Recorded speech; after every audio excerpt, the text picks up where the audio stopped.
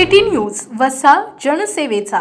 विधानसभा निवडणुकीपूर्वी भाजपचे राष्ट्रीय सरचिटणीस विनोद तावडे यांच्यावर नालासोपारा येथे पैसे वाटल्याचा आरोप बवियाचे आमदार उमेदवार क्षितिज ठाकूर यांनी केलाय।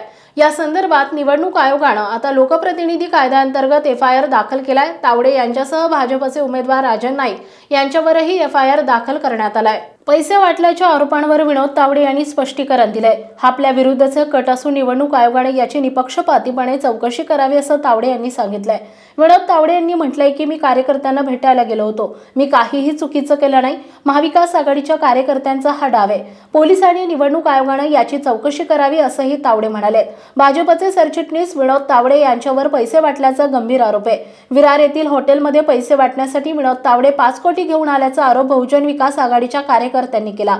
विनोद तावडे म्हणाले की मला आणि माझ्या पक्षाला बदनाम करण्याचा हा डाव आहे। सीसीटीव्ही फुटेज काढून तपास करावा। आमचा मित्रपक्ष आहे ते म्हणतायत की मी पैसे वाटत होतो, हे ठाकूर मला ओळखतात। मी 40 वर्ष पक्षाचं काम करतोय। नालासोपाऱ्यामध्ये वाड्याहून परतत असताना कार्यकर्त्यांची बैठक होती। मतदानाच्या दिवशीच्या आचारसंहितेचे नियम काय आहेत ते सांगण्यासाठी मी इथं आलो होतो। आमच्या समोरच्या पक्षाचा असा समज झाला की मी पैसे वाटायला आलो। सगळं चेक करा, काहीच करायला हरकत नाही असं मी म्हटलं असं तावडे म्हणाले।